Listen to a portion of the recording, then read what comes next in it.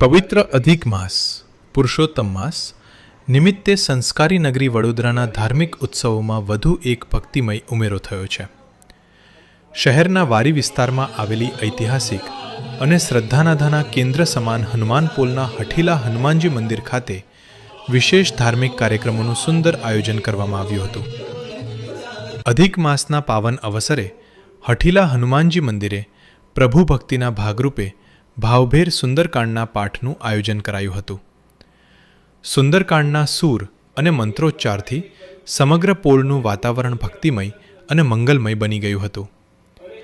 આ ધાર્મિક મહોત્સવના દ્વિતીય ચરણમાં ભગવાનને અન્નકૂટ ભોગ ધરાવ્યા બાદ બટુક ભોજન મહાપ્રસાદનું પણ વિશેષ આયોજન કરવામાં આવ્યું હતું, જેમાં મોટી સંખ્યામાં બાળકો અને શ્રદ્ધાળુઓએ પ્રસાદનો લાભ લીધો હતો.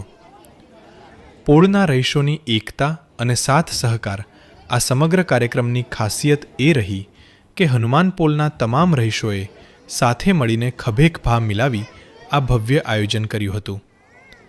સ્થાનિકોના અદ્ભુત સાથ સહકાર અને તન મન ધનના સહયોગથી આ ધાર્મિક મહોત્સવ ખૂબ જ સફળ અને ઉત્સાહભેર સંપન્ન થયો હતો. આ પ્રસંગે હઠીલા હનુમાનજીના દર્શન કરી ધન્યતા અનુભવવા માટે ભક્તોની ભારે ભીડ જામી હતી.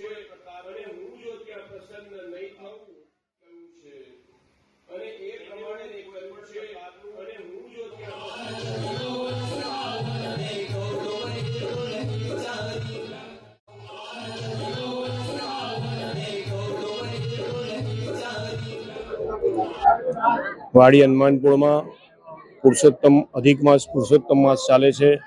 એના નિમિત્તે અમે હનુમાનપુર યોગ મંડળના સદસ્યએ એક ભોજન સમારંભનું આયોજન કર્યું હતું અને એ આયોજન અમે કોઈના દબાવમાં કે કોઈના કહેવા પર કર્યું નથી.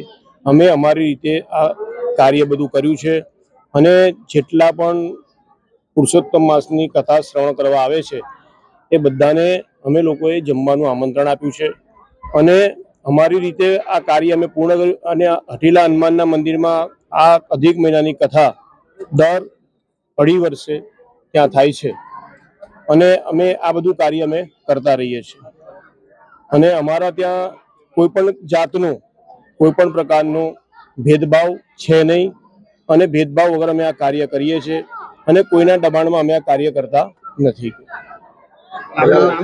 મારું નામ અશોક પંડ્યા.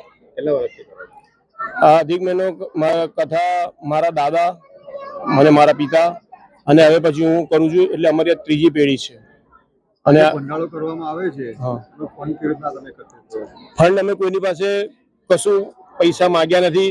જેને જે ફંડમાં આપવું હોય એવું નથી કીધું, ફોર્સ નથી કર્યો કે ભાઈ તમે અમને આટલા રૂપિયા આપો. જેને જે આપવું હોય યથાશક્તિ અમને જે દાનમાં આપવું હોય એ અમે લીધું છે અને અમે કોઈની પાસે એમ નથી કીધું કે અમને આટલા પૈસા આપો તો અમે તમને જમવા આવવા દઈશું, એવું કીધું નથી.